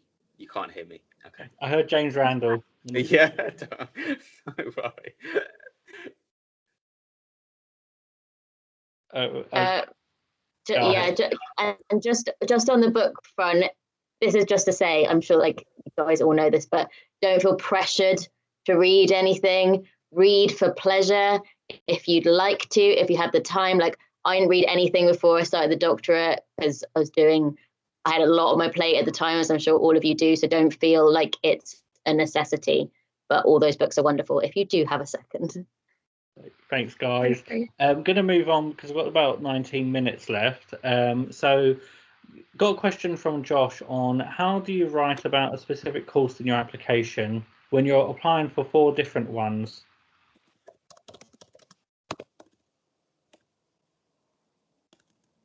I mean, I guess, is this come to back to the idea of apply for the universities that meet your values, your ethos, and as best as you can? That's what I was going to say, because the ones I applied to had a clinical health specialism and had lots of values that were important to me. It just so happened that they happened to be the closest ones to me as well. But yeah, that's what I would say. Just try and choose courses that align with your values, and if that's the case, then they'll all be fairly similar in terms of their ethos, so you can kind of meet, speak to those ethoses in your application. And I suppose if you can't, for any reasons, because of geographical other limitations, maybe just prioritize writing it to your top choice. Yeah, I second that, definitely. I interviewed for Bangor and South Wales, and those two were sort of in line with my own values, and the other two choices, one being Oxford, as I said earlier, were totally not in line. I don't even know why I considered them, but it does show something, right? I mean, if it goes in line with your values, you're more likely, I suppose, to get an interview and to kind of like tick the boxes that they want you to tick. Yeah, thank you. Got a question from Georgie. Do you think it makes a difference if it is a counselling/clinical psychologist as a reference? Can I just say, again, because of the time, is this a case of go with the reference who can offer you the most detailed, best reference, then kind of pick title? So prioritize who can actually write the best reference. Yeah, and I think more and more you're seeing counselling and clinical psychologists being used interchangeably from a perspective. I've had and been supervised by a counselling psychologist while on the doctorate. So yeah, I think they're a brilliant reference. Yeah, I've gotten an interview with twice in 2 years in a row with 3 different universities with a senior PWP as my reference. So quality over the quality of the reference itself. So got a question on, I noticed that Manchester have stated that they would prefer subheadings in applications that they read. My question is, if one uni states that they want you to write your application like this and others don't, what do you do? How do you tailor your application to all?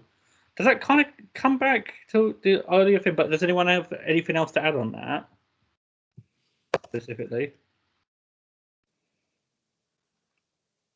Miranda, because you're at Manchester, what's your opinion on that? I mean, I don't want to call Manchester a liar, but like I didn't write my application with subheading, so I don't think it will be a deal breaker.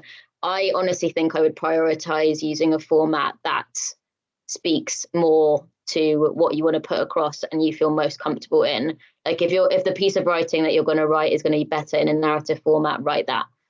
I don't imagine subheadings is going to be the differentiator. Thank you. So another question on references from Kate, but this one's from Caitlin about your academic reference. I'm wondering who you guys put down. They don't have a master's degree and they haven't spoken to their undergrad supervisor for nearly 4 years. Worried that it's a big ask to ask my undergrad dissertation supervisor to be my academic referee. So I think generally a question on what to do in a situation where there's no one else and your only possibility is someone you haven't got contact with. I was in that situation. I didn't do a master's and I didn't have any like proper hardcore research experience after that. And they get it all the time. I just pop them an email and I stress about it for so long and they just wrote me an email back saying, yeah, that's fine. So I wish I hadn't worried so much. So I would just take the plunge if you can. So I did a master. However, the first 2 years I used the supervisor that I had for my dissertation and I didn't get any interview. And the third year I kind of wanted to play the lottery. So I went with someone that could probably barely remember me because it was from my placement. And she was even retired. So I sent her through someone else, kind of get in contact with her to try. And it sounded much better than the first time. So I don't know if that made a difference, but she really didn't know me that much because I was actually supervised within the placement by her supervisee. So it was sort of like a jump there. So it worked. I don't think they need to know you if you have someone really that deep, that in depth to give a reference, I suppose. I agree. I would just add to that, make sure you give them enough time, because I know some supervisors, especially throughout uni, they have loads. So if you give them a good couple of months, then they should be okay to do it. But yeah, I did the same as Miranda. Mine was my undergrad. So yeah.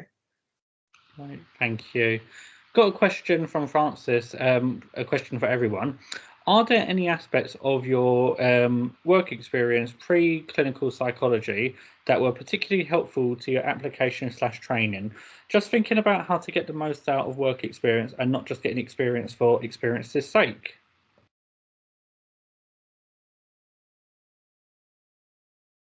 That's a question for all of you. So I guess thinking about that one experience that really knocked it for you. Oh, I wouldn't say there is one. I wouldn't say there is one in terms of that the best experience you can get. I think it's more about what you can. It's because I'm very cliche, but what you can learn from it, and what you've taken from that experience. Because all experience is good, really, in my opinion. So I wouldn't say that, but people might beg to differ. I was just about to say, for me, it was the one that I thought that it would not, ironically. So I worked in prison, as I said earlier, in a prison for about 1 year and 4 months, and I was supervised by a counseling psychologist. And like when you work in a prison, you work with so many services at the same time. It's so much liaison and stuff that the focus isn't as much as it would be in maybe potentially in another team where you're more focused because the services are quite separate.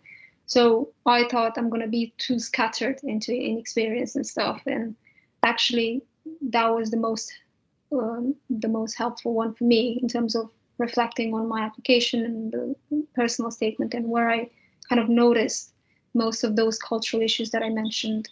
So yeah, sometimes I suppose you can take up a role and think it won't be as useful or as much of an opportunity to develop, but it can actually be the opposite. The only thing I wanted to add is I think there's lots of different types of experience you can get, and I think actually a lot of it is useful in lots of different ways. But for me, what really made a difference this year particularly was using reflective models. So I interviewed at Cardiff last year, and one of the pieces of feedback for me was to start using reflective models just to kind of understand my experience more. And regardless of what my experience is, which again is kind of common for people that have had roles similar to mine, I learned so much more about my experiences having used those reflective models, and also supervision. Massively helpful. So yeah, I think if you can try and use some reflective models and really think about what's gone on for you, and maybe even talk through that in supervision if you can, then that for me made a difference, I think, this year. Yeah, just from my perspective, I think what threw people off the most when we started training was, one, just like the level of autonomy that you had quite quickly, and two, just like the feeling of being assessed again. Especially if you've been out of education for a long time, it can be a little bit like, ooh, terrifying. So I think kind of looking back, the roles that really helped me prepare for that, I would say, were just where I had autonomy and where I could lead things to some extent on my own. And obviously you'll be able to do that in varying degrees dependent on your position. But if you can kind of siphon out something where you can be kind of the face of it or leading it or doing a session on your own, I think that will give you a lot of confidence when it comes to starting your clinical work, because you do just get started very quickly and you just have a caseload. And I know this is a little bit sour just because of the news that has been announced recently, but I do really think the PWP and high intensity CBT courses where you have to, submit your tapes and do all these reflective pieces and be observed, that, I mean, I can't even explain how invaluable that experience is going to be. It's wild, because that was a huge shock to my system, being observed and being filmed and all of those things. So if you're not in one of those courses, if you can get your supervisor to observe you and kind of give you that intense feedback, even though it's uncomfortable, you'll glide into training. So just to Sorry, I really, just want to quickly add, Malcolm, sorry, and then I'll let you answer. We've got about 9 minutes left, so we have a few questions left to answer, but we may not be able to answer all of them, but we'll try our best. Malcolm, sorry, go ahead.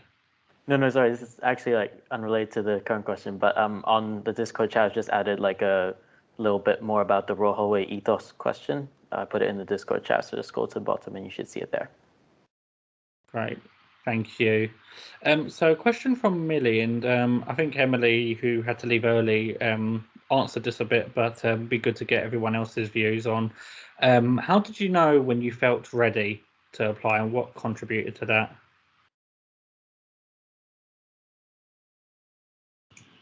I can speak on this. So I thought I was ready for the first 5 years. I was like, yeah, I'm definitely ready to get on. No, I wasn't. I absolutely wasn't. And I do think that, like, as I said, the reflective models and supervision and really kind of getting to know myself, I actually, this year, I was like, right, I'm going to stop trying to focus on getting ready for interviews. And I'm going to get ready for training and really think about what training is going to involve. And granted, I haven't started yet, so I don't know how effective that was. But I'm really going to think about training and me and focus on that. And actually, I think that helped me feel ready.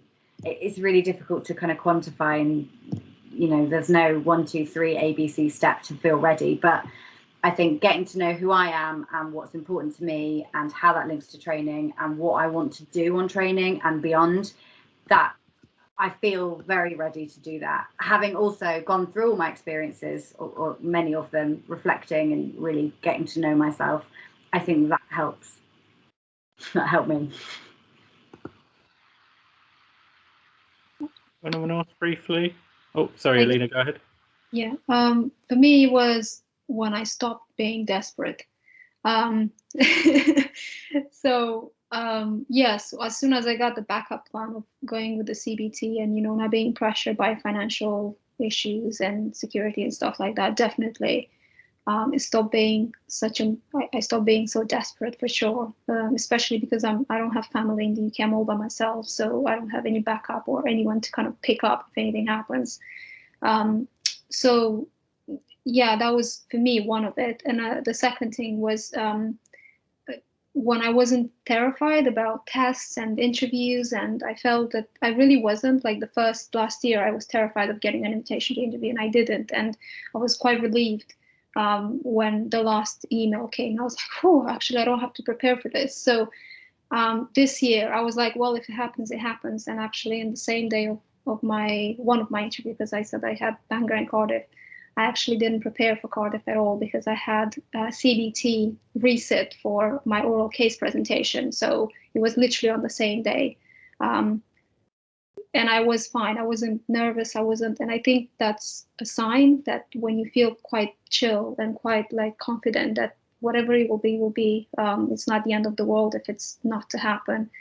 Probably that's when you're ready, because the doctor, you know, kind of making it in is just the door. You don't really know what's on the other side. You need to be ready for what's on the other side. And yeah. Thank you. Okay, guys, just because we've got about 5 minutes left, and I think there are a few questions. Very quickly, just the name. What reflective models have you found helpful? So we've mentioned 2 today, Kolb and Rolf. Anyone else? They're quite easy ones, but yeah, sorry, Tina, go ahead. Gibbs is helpful. Gibbs. Yeah, add that in. Yep, sorry. John's is really good as well. I really like that one. It's a lengthier one, but it's a good one. Yeah, Driscoll. Anyone mention that one today? Self-practice, self-reflection, something Levy. I can't remember. That's one that I use a lot. Jason, if you remember, it's very CBT, or Luke. Yeah, there's a book by Adrian Whittington, which is CBT in professional practice, and he talks about self-practice and self-reflection. And he talks about the social graces in there. Might be helpful. Right. So the last 2 questions. So anyone from Becca, which I missed, apologies. Anyone aware of any courses doing course-specific talks or webinars like the one that KCL did a few weeks back? Anyone aware of their universities doing any of those webinars. I believe UEA is doing one. You can find it on Eventbrite, and Plymouth. I've only seen 2 so far. I haven't seen any yet, sorry. Yeah, Royal Holloway did one last year. I personally haven't seen anything about this year, but I reckon they might do it. So just keep an eye out. I'll share it in the Facebook group if I see it. I do always tend to share them when I come across them. But yeah, keep your eyes peeled on social media. Eventbrite is usually where it's all advertised. Yeah.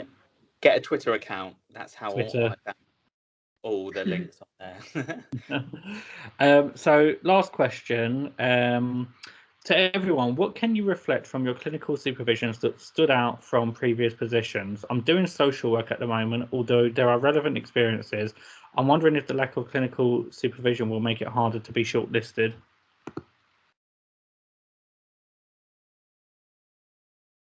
So you're asking what reflections we found helpful?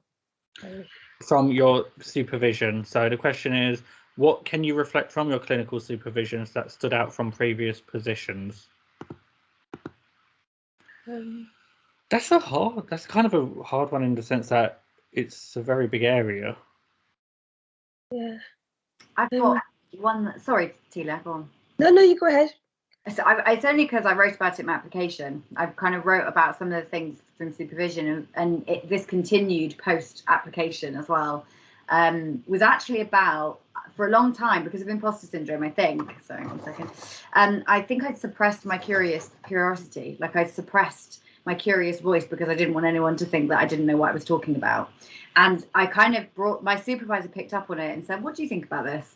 And we had a long conversation, and it kind of cropped up in other supervisions. And actually, I noticed that I wanted to use my curious voice more, and that it was okay to ask questions because we're in pre-qualified roles and going to be on training, and we need to be able to ask questions, and that's okay. So that is something huge that came from my supervision that I'm really grateful for, that I didn't have in previous roles in line management supervision and things. Yeah, now I'm getting the question more. I can definitely pick up on the difference between my 2 jobs.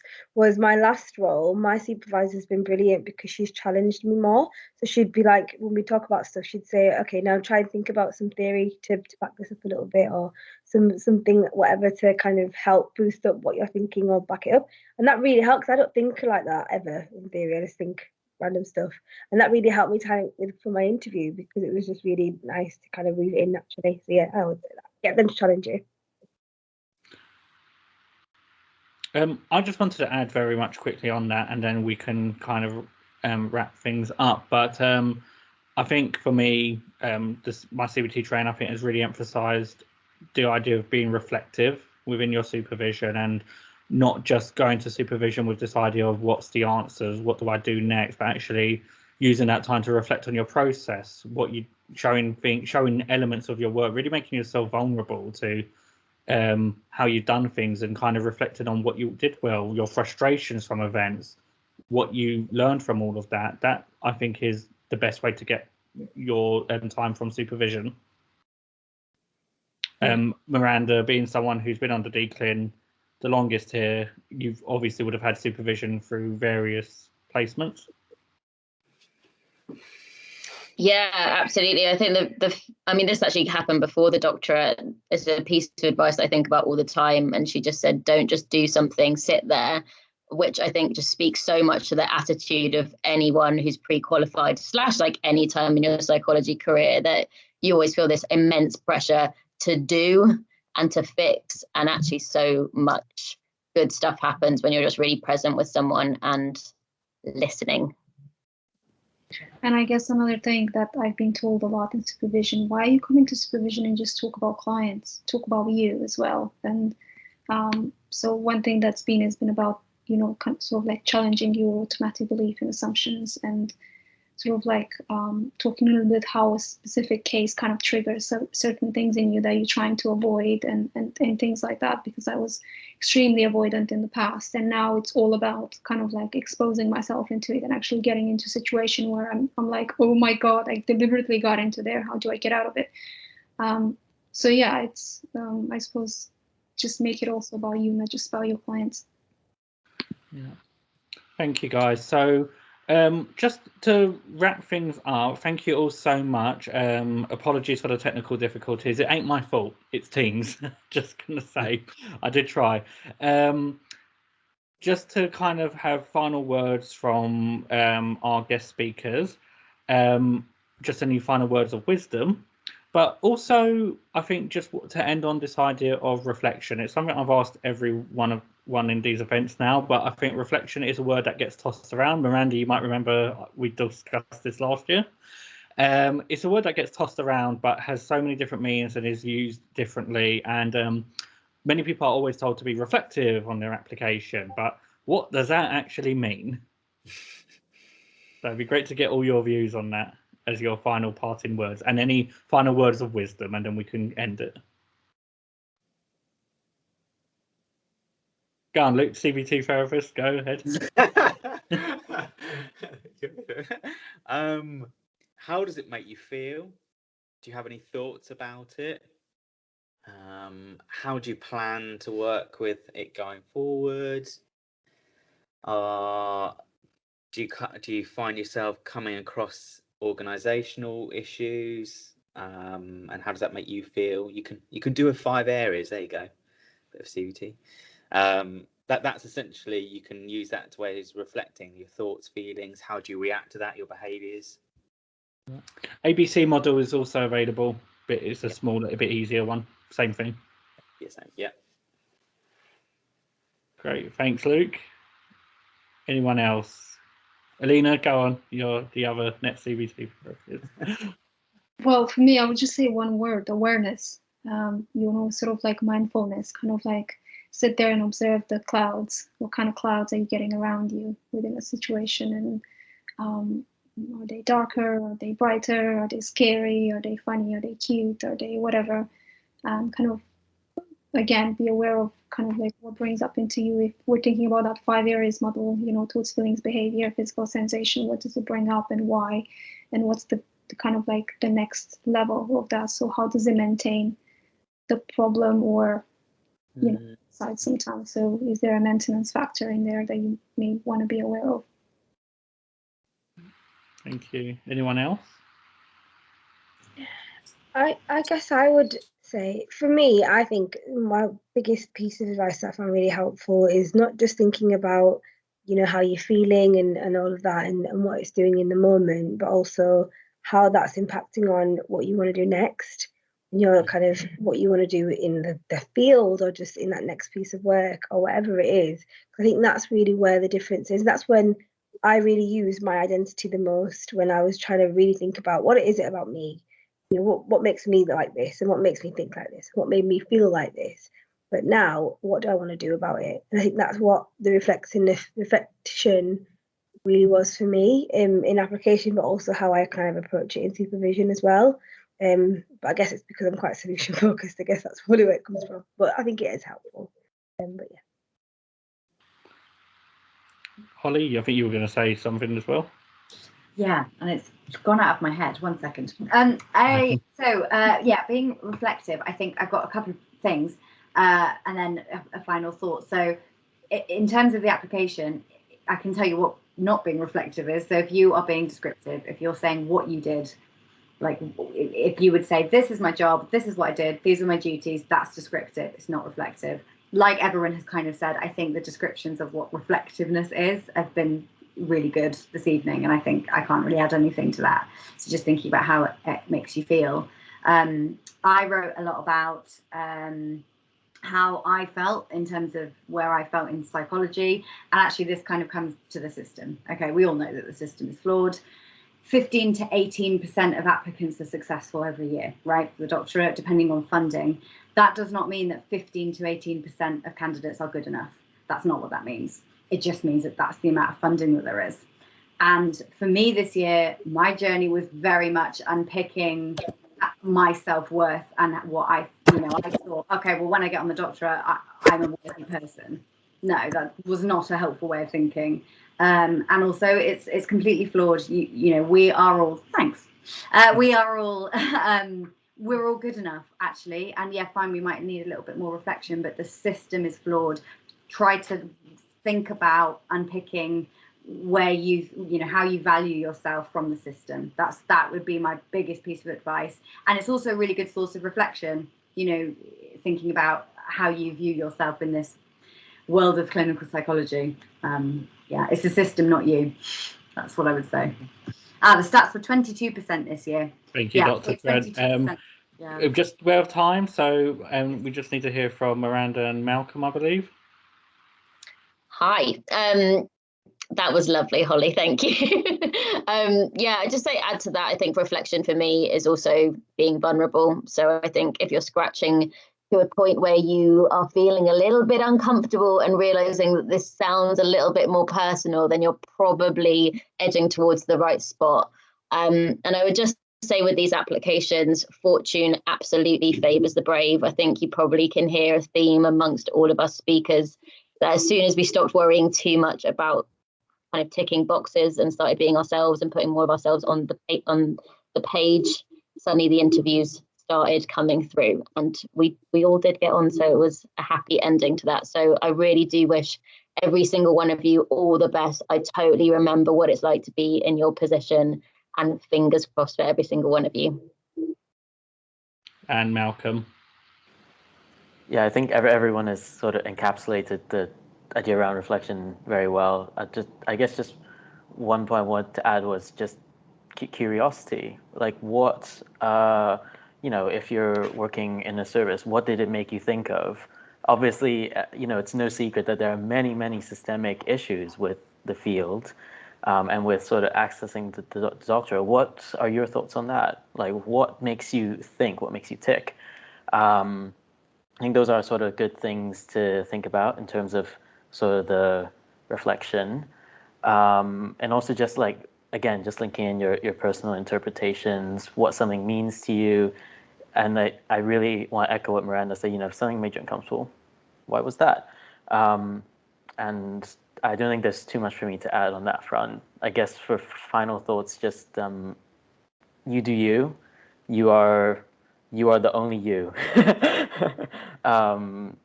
In terms of, just being unique, seeing the world differently from other people, and believe you can do the thing. And I think that's it. Thank you, everyone. Apologies, everyone, for the time. I'm the worst timekeeper in the world, trust me. It's like this in my sessions. Just to add the final thing about when it comes to reflecting your application, always asking yourself why. Speaking to Miranda, I mentioned something and she said why, and that helped me get deeper with it. I won't go to exactly what that was. Just a huge thank you to our speakers today for spending the time, and for everyone attending. Again, apologies for the technical difficulties.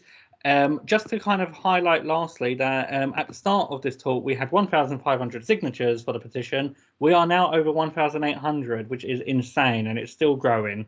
So please follow the group and sign if you haven't. And thank you all so much, and have a lovely night. Speakers, you can go as well. I don't think there's anything we need to debrief on. I want a drink. Can I just say well done, Jason, because you had a today. Thank you so much for organising this. Bravo. Well done. Absolutely.